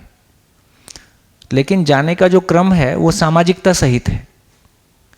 एक का क्रम ये भी हो सकता है कि वो बिल्कुल सामाजिकता को थोड़ा सा सेकंड लाइन पे रख के केवल और केवल उसमें घुस जाए तात्विकता में, वो भी एक मार्ग है। तो इस तरह से हम सब की अपनी जो पूर्व शरीर यात्राओं के चलते जो हमारे चित्त का एक स्वरूप बना है, उसके चलते हमारी एक जर्नी है, और उस जर्नी में हम अपना काम कर रहे हैं। तो अनुभव हो गया कि नहीं हो गया ये मुद्दा नहीं है। मैं मेरी डिज़ाइन के अनुसार अनुभव की यात्रा में हूँ, अनुभव की तरफ, अनुभव के लिए यात्रा में हूँ, और वो यात्रा सहज है ना। तो इस क्रम में इसको जर्नी कहा जाए, इसको यात्रा कहा जाए। अनुभव हो गया कि नहीं हो गया, ये 0 और 1 जैसी काम नहीं है, प्रोसेस ही है। अपनी अपनी प्रोसेस हमको ध्यान में आ जाएगी तो उस प्रोसेस के साथ हम चल पाएंगे। इसमें तो सहमति है कि 0 to 10 है ही नहीं वो, है ना, क्योंकि हम बड़े भी ऐसे ही होते हैं स्लोली। बस। तो इसमें एक बात है कि आपने 3 कैटेगरी, एक तो भोग वाली बात हो गई, एक सामाजिक बैकग्राउंड की कुछ समीक्षाएं हैं, निष्कर्ष हैं तात्विकता के साथ, और इसमें एक आम समाज जहाँ चल रहा है ना, उसको क्या हम भोग की कैटेगरी में रख रहे हैं या हम कहाँ रख रहे हैं उसको? अभी वो कैटेगरी उसने अपनी बताई नहीं है, खुद ही बताता है कि मैं किस कैटेगरी से हूँ। तो मतलब आएगी तो इन्हीं 3 में से कहीं आ जाएगी। तो ये कुल मिला के या तो भोग में मिलेगा जी, यदि परिवार के स्तर पे ही जी रहा है और ज़्यादा कुछ और नहीं है तो बाय डिफ़ॉल्ट भोग में हो गया। यदि उससे आगे बढ़ेगा तो सामाजिकता की ओर जाएगा। यदि उसकी कोई अपनी जर्नी इस तरह की रही होगी तो फिर हमको दूसरी जर्नी में दिखाई देगा। ये भी बिल्कुल इस पे, तो इसमें ये दिख रहा है कि ये फाइनली ऐसा काम दिख रहा है कि जो उनकी नेचुरली कुछ चला आ रहा है उसके साथ उनकी गति होने वाली है। हाँ। और ये स्वमूल्यांकन पूर्वक ही होगा कि हम कहाँ खड़े हैं और हम किस तरफ बढ़ रहे हैं, ऐसा ही एक दिशा बनेगी ना। ऐसे ही बनेगी। और देखो देखो, जैसे मैं मेरी जर्नी से बोल सकता हूँ ना, उस रूप में हमको आपस में एक शेयरिंग का एक मतलब बहुत आर पार शेयरिंग से हमको एक दूसरे से मदद मिलती है। तो मैंने आर्थिक दबाव से मुक्त होने के लिए कभी कोई काम नहीं किया, ठीक। और 91-2 का जो भी फेज़ आया है उसके बाद से मैंने कभी पीछे लौट के देखा नहीं। तो मैंने 1 रुपया कमाया नहीं आज तक, और मैंने उसके लिए सोचा भी नहीं। और जब उसकी बहुत आवश्यकता थी और जब उसके बिना नहीं चलेगा, वो सारी स्थितियाँ भी थी, तब भी यही था कि ये तो नहीं हो सकता है। तो इसका मतलब है कि हमारी अपनी पूर्व शरीर यात्राओं में जो जो कोर्स हम पूरा कर लेते हैं, मैं ये नहीं कह रहा हूँ कि मैंने आर्थिक रूप से मतलब आर्थिक रूप से मैंने फुल टाइम ये निर्णय कभी नहीं लिया कि मैं फुल नौकरी छोड़ने के बाद कि मैं फुल टाइम मैं किसी कमाने के काम में लगूँ, क्योंकि मेरी प्रायोरिटी बिल्कुल कोई दूसरी थी। लेकिन उसके बावजूद भी मेरे को कोई आर्थिक रूप से भय लगता है, या आर्थिक रूप से मेरे को कोई बहुत परेशानी होती है, या किसी को देख के कंपैरिजन होता है, या किसी को देख के छोटे बड़े का एहसास होता है, ये सबसे मुक्त है मामला। मेरे को कोई फर्क, अच्छा अब तो मेरे को संयोग ऐसा मिला है कि चाहे इस देश का भावी प्रधानमंत्री है या वर्तमान प्रधानमंत्री है या कई सारे मुख्यमंत्री हैं या 5,000 करोड़ 10,000 करोड़, ऐसे तमाम लोग ऐसे हैं कि जिनके साथ में आमने सामने बैठना होता है और बातचीत होती है। तो व्यक्तिगत रूप से मैं तो इसी बात को जांचता हूँ कि उपलब्धि का मामला इतना ही है कि अपने भीतर हिलता डुलता कुछ है कि नहीं है, सारी उपलब्धि अपनी इतनी है। तो वो खुशी की बात है कि उधर सब कुछ बहुत बढ़िया है। और इस सारा ये कुछ भी, जैसे इतने सालों में यदि देखा जाए तो मैंने बहुत इंटेंसिवली काम किया है। और दर्शन का शिविर कंडक्ट करना अपने आप में ऐसी चीज़ है कि जो यदि आप मेमोरी से बोलोगे तो ये आपको ज़्यादा दिन चलने नहीं देगा। मेरे बारे में बहुत सारे लोगों की कल्पनाएं थी कि जल्दी थकने वाला है, है ना। 20 साल हो गए और आगे 20 साल है, थकान नहीं आएगी कभी भी, ऐसे ही चलेगा, अब भरोसा हो गया। तो मैं सिर्फ ये कहना चाहता हूँ कि हमारी तो एक तो मेरे को ये बहुत गहरे में स्वीकार हो गया कि हम आज जो भी हैं वो किसी एक यात्रा का फलन नहीं है, ये पीछे की तमाम शरीर यात्राओं के फलन के रूप में मेरी आज की स्थिति है। ये भी समझ में आ गया कि जागृति क्रमिक है, ये कोई छलांग नहीं है। हर आदमी कोई 10 पे खड़ा है तो 11 पे जाएगा, 20 पे खड़ा है तो 21 पे जाएगा, 50 पे खड़ा है तो 51 पे जाएगा, 90 पे खड़ा है। हमको नहीं पता है कि हम जिसको हम अपना बेटा बोल रहे हैं वो ज्ञान के रूप में मेरे से बहुत आगे की चीज़ है। ऐसा हो ही सकता है। जीवन में तो कोई फर्क नहीं पड़ता है, आयु का मतलब आयु तो शरीर के साथ है। तो इसका मतलब है कि धीरे धीरे हम ये भी पहचानने लगते हैं, यदि हम बहुत अपने में ध्यान देते हैं तो कौन सा आयाम मेरा पहले से ही विकसित है ना। तो जैसे मैं पा रहा हूँ कि भाई मेरा आर्थिक आयाम वो अभाव वाली मानसिकता मेरे को पहले से भी नहीं है। मैं जॉब भी करता था तब भी मैंने कभी ये नहीं सोचा था कि मेरे को घर चलाने के लिए जॉब करना है ना। मैं बस्तर उठ के आ गया एक बच्चे को साथ में लेके, मेरे पास एक पैसा हाथ में नहीं था, है ना। तब भी ये कॉन्फिडेंस था कि किसी भी गांव में और सरकारी पैसा नहीं लेना है, जबकि मेरे पास फंडिंग के सारे रास्ते खुले हुए थे, अनलिमिटेड फंडिंग मेरे पास थी। तो एक उस समय तय किया था कि सरकारी पैसा नहीं लेना है और किसी गाँव में जाके रहना है। तो ये जो सारा कुछ आ रहा है, इसका मतलब है कि पीछे से कोई निष्कर्ष, हमारी कोई पृष्ठभूमि। हमारे पिताजी पंजाब में रहे तो शराब और मांस तो मतलब जीवन शैली का हिस्सा है। तो मांस तो पिताजी नहीं खाते थे, शराब पीते थे। तो मेरे को बचपन में मेरा शरीर बहुत कमज़ोर सा था, तो उनको लगता था कि मांस खाने से ठीक हो जाएगा। शादी में डांस वांस करना होता था तो शराब पी के अच्छे से डांस कर पाते हैं। तो उन कहते थे, वो मेरे पिताजी मेरे से बोलते हैं ना, 2 घूंट लगाने से कोई ठीक होता है। तो मेरे परिवार में मेरे को मांस खाने की प्रेरणा और शराब पीने की प्रेरणा मेरे पिताजी से मिलती थी, ठीक। तो पंजाबी कल्चर में जिस तरह से वो एकदम रच बस गए थे, तो उनको ये सब कोई खराब भी नहीं लगता था। लेकिन हमारी कोई प्रवृत्ति नहीं थी तो नहीं गए, घर से छूट होने के बावजूद। मेरे पिताजी मेरी लंदन में शादी करना चाहते थे, लड़की देख के सब तय कर दिया था। अपने को लगता था कि नहीं, अपने देश में रहना है, अपने देश से बाहर नहीं जाना है। तो कहीं ना कहीं तो मैं इस सारी बातों को जब मैं इकट्ठा करके जोड़ता हूँ तो मैं इस बात में बहुत गहरा, जैसे आदरणीय बाबा जी ने भी ये बात कही कि पूरी शरीर यात्रा समाधि के लिए लगा दिया जाए, चाहे कुछ मिले ना मिले। एक शरीर यात्रा भूसी, तो कैसे लगा पाए? तो बोले मेरे को अपने पूर्व में ये ज्ञान था ही कि जीवन अमर है और ये कई शरीर यात्राएं होती हैं, एक शरीर यात्रा में कुछ नहीं भी मिलेगा तो क्या है, प्रयोग ही सही। ये जो हिम्मत आती है, प्रयोग ही सही, ये जो हिम्मत मेरे को आई कि असंग्रह का प्रयोग करके देखा जाए, ऐसा होता है कि नहीं होता है। तो इसका मतलब है कि पूर्व से हमारी कोई यात्रा चली आ रही है, उस यात्रा के क्रम में हमारी कोई स्थिति बनी हुई है, उम्र के किसी मोड़ पे हमारे भीतर का जो कंटेंट है वो खुलता जाता है, और जितना हम जमाने से, जितनी हमारी तैयारी नहीं है उतना हम जमाने से बाहर की चीज़ों से प्रभावित होते ही हैं। जिस मामले में हमारी तैयारी है उस बात में हमको अपनी तैयारी का पता चलता ही है कि हम उसमें प्रभावित नहीं होते हैं। हर एक व्यक्ति में कोई ना कोई अच्छाई और कोई ना कोई तैयारी किसी रूप में दिखाई देती है। झंझट भर इतना है कि हम अपनी उस अच्छाई को अपने में बहुत क्लियरली समीक्षा कर पाएँ, बहुत क्लियरली दूसरों से प्रभावित हुए बिना बहुत क्लियरली अपनी स्थिति को देख पाएँ, और मेरी स्थिति में मेरे को इवॉल्व होना है, ये यात्रा मेरी हो पाए। तो शायद हर आदमी की ग्रोथ बिल्कुल अलग तरह से होने वाली है। तो किसी व्यक्ति का कोई पार्ट मजबूत है, किसी व्यक्ति का कोई पार्ट मजबूत है, हम अपनी मजबूती को सम्मान कर सकें, है ना, और जो अपना गैप है उसको एड्रेस कर सकें, दूसरों में जो पार्ट मजबूत हैं उसको फिर अप्रिशिएट कर पाते हैं। अपनी यात्रा में लग जाते हैं तो दूसरे की यात्रा को अप्रिशिएट कर पाते हैं। जब मेरी अपनी यात्रा ठीक नहीं चल रही है तो दूसरे में कमी निकाल के संतुष्ट हो जाना कि ये भी मेरे ही जैसा है, कोई खास बात नहीं है, चिंता की बात नहीं है, तो ये बहुत आराम का काम लगता है। तो एक बात अपने में भरोसा होना कि ये जर्नी निरंतर है।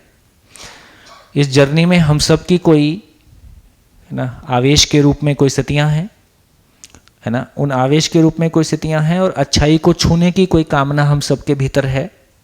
वातावरण जितना गहरा होगा और बिना मेरे को लगता है कि ये प्रतिक्रिया वाला भाग हमको तंग करता है, पहचान वाला भाग हमको तंग करता है। जितना हमारे वातावरण में स्वभाव गति से जीते हुए लोगों का स्वरूप दिखना शुरू हो जाएगा, परिवारों का स्वरूप दिखना शुरू हो जाएगा। जैसे अभी मैं शिविर में देखो वेणु भाई साथ में बैठे हैं।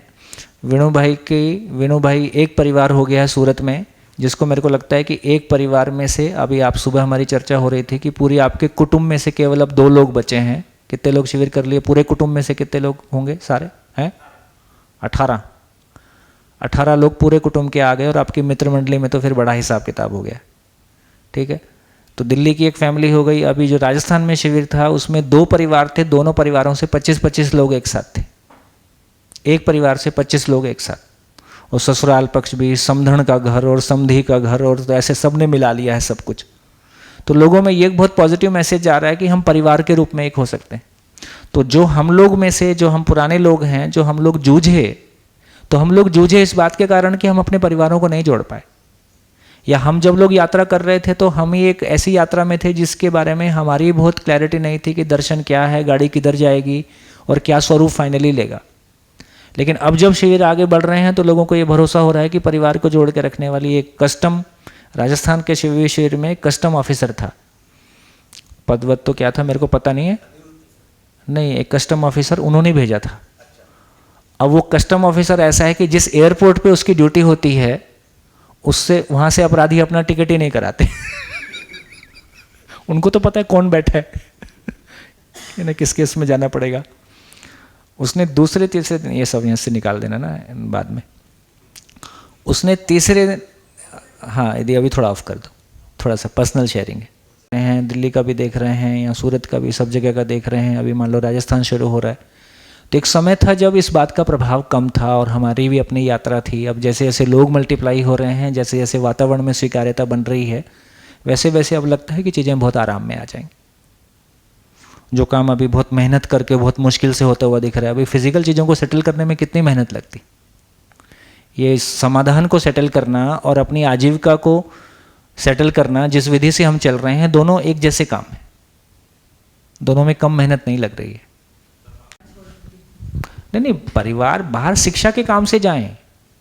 बाबा जी भी यही बोलते थे कि सबसे ज़्यादा ट्रैवलिंग की आवश्यकता शिक्षा के काम के लिए है। बाकी जैसे जो भी कुछ हम तमाम जो भौतिक चीज़ें हैं, हर चीज़ हर जगह पैदा हो सकती है आजकल लगभग। तो ट्रांसपोर्टेशन कम से कम हो जाएगा यदि, जैसे अभी इन्होंने अपने गांव का कैलकुलेशन किया, तो यदि इनके गांव, यदि किसी भी गांव में देखें जितना उत्पादन सारा हो सकता है, एक गांव के 27 किलो, सुबह हमारी बात हो रही थी कि भारत की ये स्थितियाँ हैं कि 27 किलोमीटर के दायरे में आदमी के जिंदा रहने की तमाम आवश्यकताएं पूरी हो सकती। जो भी कैलकुलेशन होगा। तो इतना सारा भागने दौड़ने की आवश्यकता या अपनी फैमिली को शिफ्ट करने की आवश्यकता। भाई आज कैसी स्थितियां हैं, आज लगभग सभी के परिवारों में स्थितियां ये हैं कि बच्चे पढ़ के बाहर सेटल हो गए हैं, घर का मकान खाली पड़ा है, वो वहाँ पे मकान का किस्त चुका रहा है ना, तो कुल मिला के वो भी वहाँ जाके एक मकान ही बना रहा है। तो फाइनली ऐसे देखेंगे तो हमारी मेहनत बहुत ज़्यादा लग रही है। भौतिक शिफ्टिंग, जब हम परिवार सहित के शिफ्टिंग करते हैं और अपनी आजीविका को फिर से रीसेट करने की कोशिश करते हैं, इसमें बहुत ज़्यादा मेहनत है। क्योंकि आजीविका भी ऐसी, पहले कहाँ आजीविका का झंझट था, घर में खेती होती थी, बच्चा बड़ा होता था उसी खेती में शामिल हो जाता था, बिजनेस था, घर का बिजनेस था, बच्चा बड़ा होता था उसी बिजनेस में शामिल हो गया।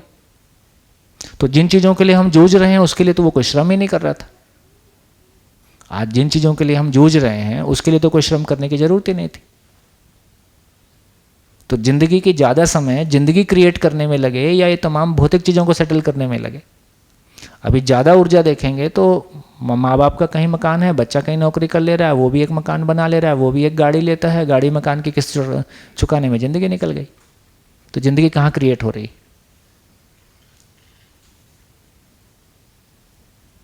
ऐसे तमाम जब शिविर करते हैं तो अधिकांश लोग जो शहरों में नौकरियां कर रहे हैं वो शहर में ही अपना सेटल होने की सोचते रहते हैं। शिविर करने के बाद उनको लगता है यार ये तो कुछ करने की ज़रूरत नहीं है, गांव में तो पहले से मकान था वो तो खाली पड़ा है। तो बहुत सारे लोग ऐसा भी कर रहे हैं, वापस चले जा रहे हैं। MTNL के वो नहीं थे जो MTNL के चेयरमैन, मैं नाम भूल गया, वो जाके अपने गाँव में सेटल हो गए हैं। हाँ कुछ नाम था उनका। तो ऐसे बहुत सारे लोग अब करने लगे हैं। और भारत में तो कम से कम भैया, यदि अब आज हम देख रहे हैं कि यदि आप हम अछोटी जैसे परिवेश में रह रहे हैं तो हमको रायपुर जाने में दिक्कत होती है। तो भारत में तो हमारे गाँव को हम बहुत सुंदर बना सकते हैं। धीरे से अब ये स्थिति आएगी। अभी वो हो गया है संकेत भैया, गुजरात का जो ऑर्गेनिक फार्मिंग का पूरा ग्रुप है पूरे राज्य का, उसके दोनों बड़े लोगों ने शिविर कर लिया है। और अभी उन्होंने गवर्नर से बातचीत कर, देवव्रत वहाँ पे गवर्नर है, आचार्य देवव्रत, शायद उत्तराखंड के हैं। उनकी ऑर्गेनिक फार्मिंग, वो गवर्नरशिप एक तरफ, वो रोज़ किसी ऑर्गेनिक फार्मिंग के प्रोग्राम में जाते रहते हैं। और मेरे को अच्छा, तो उन्होंने 8 दिन बैठने की सहमति दे दी। तो हो सकता है ये प्रोग्राम से वो गांव के लिए रीच बन जाए। हाँ जी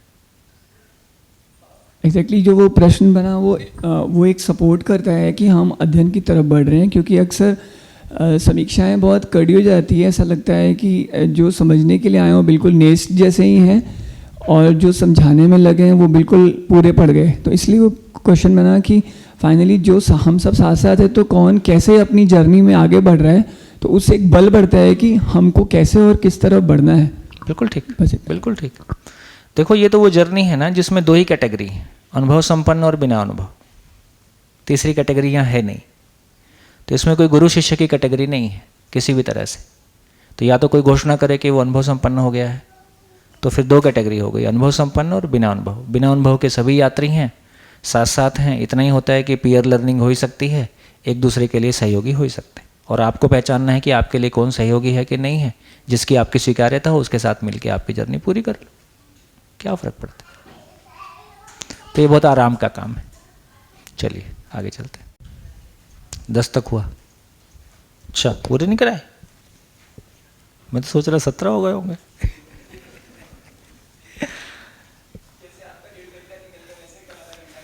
होता ही है भैया, होता ही है।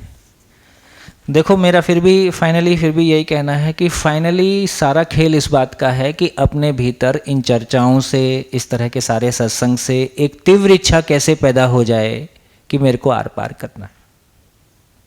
किन्हीं लाइन का अर्थ बता देने से और अर्थ सुन लेने से अच्छा है, पर्याप्त नहीं है।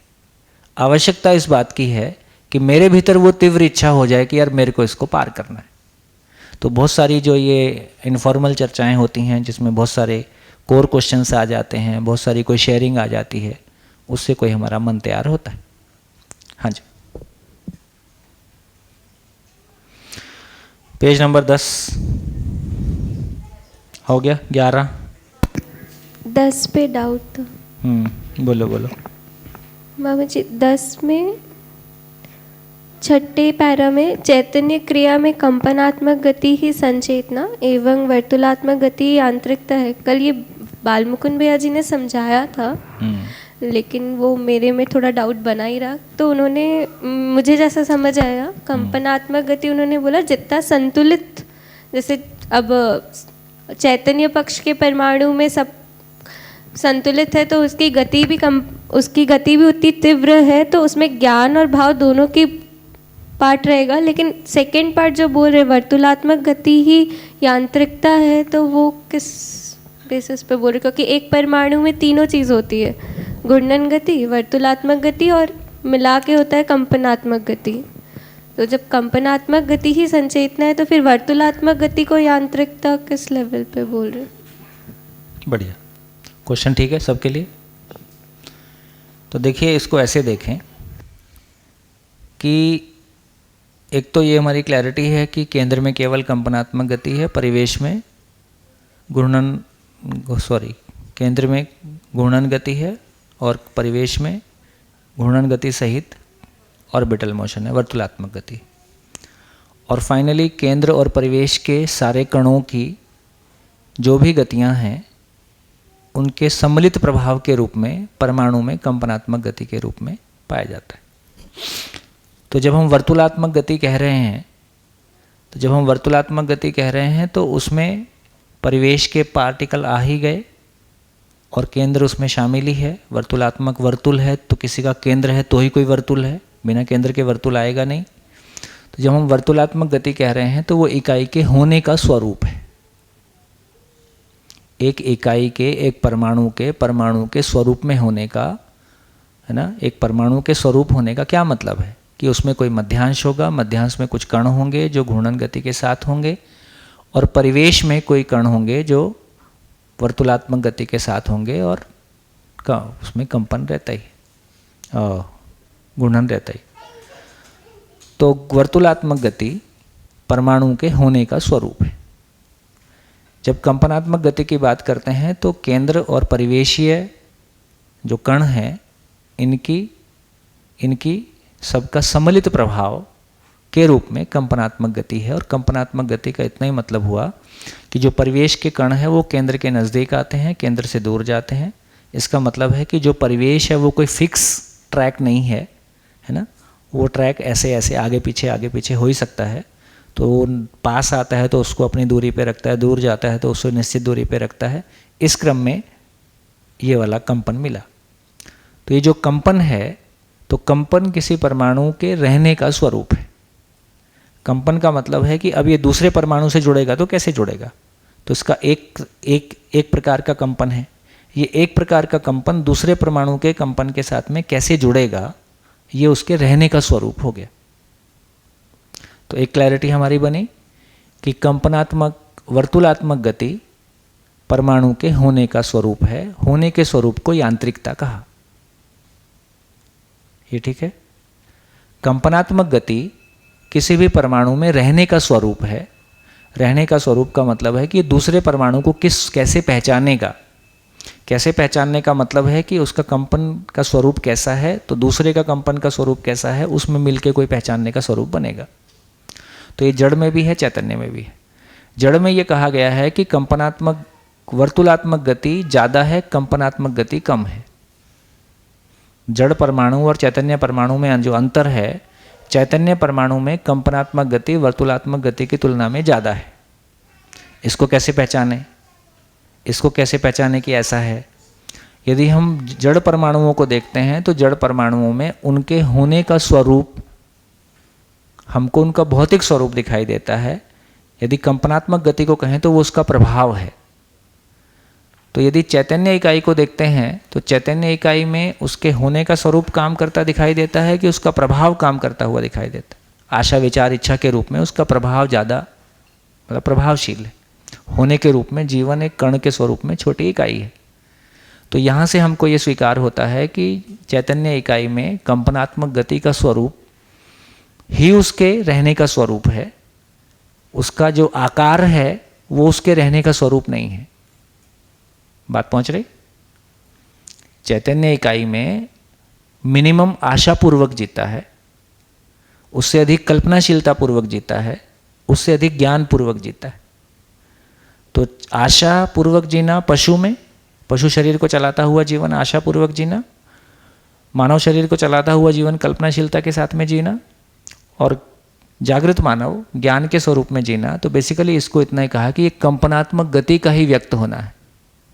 तो चैतन्य इकाई में जागृति का इतना ही मतलब है कि पशु शरीर को चलाता हुआ जीवन कंपनात्मक गति को मिनिमम व्यक्त करता है और जागृत मानव कंपनात्मक गति को मैक्सिमम व्यक्त करता है या उसको पूरा व्यक्त कर पाता है। तो कंपनात्मक गति का व्यक्त होना ही जागृति है। तो अब ये क्लैरिटी हमारी बन गई कि चाहे जड़ परमाणु की बात करें कि चैतन्य परमाणु की बात करें, वर्तुलात्मक गति उसके होने का स्वरूप है, इसी का नाम यांत्रिकता है, उसका मैकेनिकल स्ट्रक्चर है, भौतिक स्वरूप है।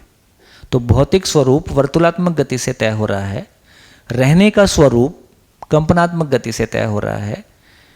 पदार्थ अवस्था मतलब मनुष्यतर प्रकृति में भी जो जड़ परमाणु है उसमें भी कंपनात्मक गति ही उसके रहने का स्वरूप है, लेकिन वहाँ कंपनात्मक गति कम है, वर्तुलात्मक गति ज़्यादा है, इसलिए वो भौतिक स्वरूप में है। यहाँ जब बात कर रहे हैं तो कंपनात्मक गति का बढ़ जाना, कंपनात्मक गति का वर्तुलात्मक गति से बढ़ जाना ही चैतन्यता की अभिव्यक्ति है। उसी को हम आशा के रूप में पहचानते हैं। हाँ, जड़ परमाणु और चैतन्य परमाणु में जो वर्तुलात्मक गति है वो एक समान रहती है कि अलग अलग रहती है?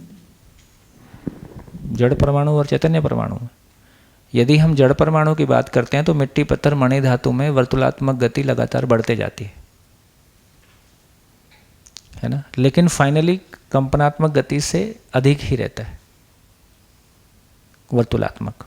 इसलिए वहाँ आकार काम करता है, भौतिक स्वरूप में काम करता है, क्योंकि वो भौतिक स्वरूप का गति प्रभावी है। जब चैतन्य की बात करेंगे तो वर्तुलात्मक गति से कंपनात्मक गति बढ़ गई है ना। अब वर्तुलात्मक गति नेचुरल है कि उससे ज़्यादा ही रहता होगा भौतिक परमाणु से, मतलब ऐसा अनुमान के रूप में कह रहा हूँ। लेकिन फाइनली जो चैतन्य परमाणु की बात करेंगे तो उसमें यही बात कह रहे हैं कि कंपनात्मक गति का मतलब केंद्र में एक अंश होना और परिवेश में 2, 8, 18, 32 अंश के स्वरूप में होना, इस स्वरूप में जो कंपनात्मक गति का स्वरूप है वो इतना अधिक हो जाना कि उसका बाहर बंधन से मुक्त हो जाना, आशा बंधन से युक्त हो जाना। तो जड़ परमाणु मूल ऊर्जा और जड़ परमाणु के सह अस्तित्व में व्यक्त प्रभाव ध्वनि, ताप और विद्युत है, और मूल ऊर्जा और जीवन जो हो गया, चैतन्य परमाणु जो हो गया, उसके सह अस्तित्व में व्यक्त प्रभाव आशा, विचार, इच्छा। एक कंपनात्मक गति का प्रभाव अब ज़्यादा दिखाई दे रहा है। और जीवन में, सभी जीवन में कंपनात्मक गति अब नहीं बढ़ती है। जीवन में जितना भ्रमित जीवन में कंपनात्मक गति जितना है, जागृत जीवन में भी कंपनात्मक गति होने के स्वरूप में उतना ही है। कंपनात्मक गति का स्वरूप वैसा ही है, उसके व्यक्त होने को जागृति कह रहे हैं। जैसे कि गठन पूर्ण परमाणु है, उसकी जो उसमें जो अंश है और गठनशील परमाणु, उनके अंशों में अंतर है कि मतलब छोटा, उससे ज़्यादा छोटा हो परम मतलब अंश में मेरी जानकारी में अंश सेम है, अंश में कोई फर्क नहीं। एक बार रंजन भैया किसी ने पूछा था कि हाइड्रोजन जो परमाणु है उसमें सिर्फ एक परिवेश होता है और जो गठनपूर्ण परमाणु है उसमें 4 परिवेश। वो ठीक है, अंश फिर कितने अंश की संख्या कम ज़्यादा जड़ परमाणु में है, चैतन्य परमाणु में संख्या फिक्स हो गई है, लेकिन अंश मूल रूप में जो अंश नाम की चीज़ है वो एक ही चीज़ है, ऐसा मेरी जानकारी में। परमाणु की भी बात बोले थे कि हाइड्रोजन परमाणु में एक परिवेश, फिर भी वो देख पाते हैं वैज्ञानिक, जबकि गठनपूर्ण परमाणु में 4 परिवेश है, फिर भी वो सूक्ष्म है। हाँ, तो उसकी गति ज़्यादा होगी। रंजन भैया पूछे थे। हाँ, तो मेरा भी भाई जीवन परमाणु इच्छा गति से संचालित है। इच्छा गति का मतलब है वो किसी भौतिक गति में नहीं आएगा। जड़ परमाणु इच्छा गति से संचालित है, इसका मतलब है कि वो किसी भौतिक उसमें नहीं आएगा, किसी भौतिक नापतोल में नहीं आएगा। वो पूछे थे कि हाइड्रोजन परमाणु में 2 ही अंश है और जीवन परमाणु में मान लो जो भी है 61 अंश। हाँ, 61 अंश है। तो हाइड्रोजन परमाणु तो कहते हैं इससे ज़्यादा सूक्ष्म हो गया। फट्टे मारते रहते हैं। सूक्ष्मता का मतलब क्या है? सूक्ष्मता का एक मतलब है आकार की सूक्ष्मता, सूक्ष्मता का एक मतलब है उसकी गति की सूक्ष्मता। यदि गति की सूक्ष्मता देखेंगे तो कंपनात्मक गति का इतना अधिक हो जाना, तो कंपनात्मक गति की वो महिमा है कि वो अब इच्छा गति के साथ है। इच्छा गति का कोई हमारे पास वो कोई ऐसा इंस्ट्रूमेंट हो ही नहीं सकता कि जिसमें इच्छा गति को हम नाप लें या इच्छा गति को पकड़ लें। हमारी पहुंच के बाहर हो गई वो चीज़। तो वर्तुलात्मक गति भी बढ़ जाती होगी जड़ परमाणु से है? जो जीवन परमाणु है इसकी वर्तुलात्मक गति भी बढ़ जाती है। बढ़ती होगी, बढ़ती होगी।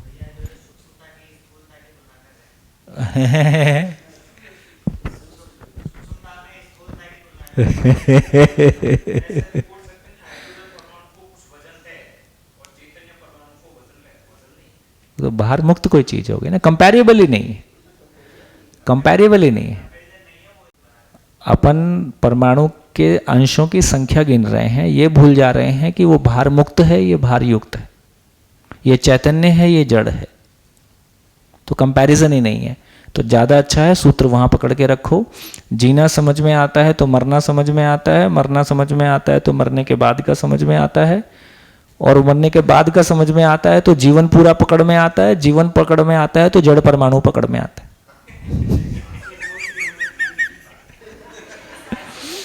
अभी अपने सामने 6 फुट का आदमी पकड़ में आ नहीं रहा है। तो ये सब कल्पना लोग के क्वेश्चन है। ठीक है, क्वेश्चन में तात्विकता वाला भाग इतना ही है कि हमारा कंपैरिजन ही गलत है। जो बालमुकुंद भाई ने कहा कि हम एक चैतन्य चीज को और जड़ चीज को कंपेयर कर रहे हैं। सवाल अंशों की संख्या का नहीं है, सवाल उसके मैकेनिज्म, उसकी मतलब गुणात्मकता का है। गठनशील गुणात्मक मतलब गठनपूर्ण हो गया है, वो कोई अलग तरह की घटना है। उस घटना को हम घटा नहीं सकते, उसके हम दृष्टा हो नहीं सकते। हाँ, गठन पूर्ण परमाणु को मैं जीवन हूँ, इसको मैं समझ सकता हूँ। पहले उसको मेरा समझना आशा विचार इच्छा और अपने है ना श्रवण मनन इसी रास्ते से होगा। परमाणु के ऊपर कुछ चर्चा कर सकते हैं। मेरे ख्याल में इन चर्चाओं का एक बड़ा भाग वो है कि कल्पनाशीलता का पेट भर जाए, ताकि हमारा ध्यान समझने जीने में लग जाए। हाँ जी, है ब्रेक हुआ? अच्छा ठीक है।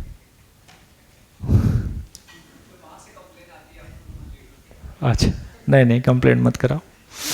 ठीक है, फिर मिलते हैं ब्रेक के बाद। धन्यवाद, बढ़िया।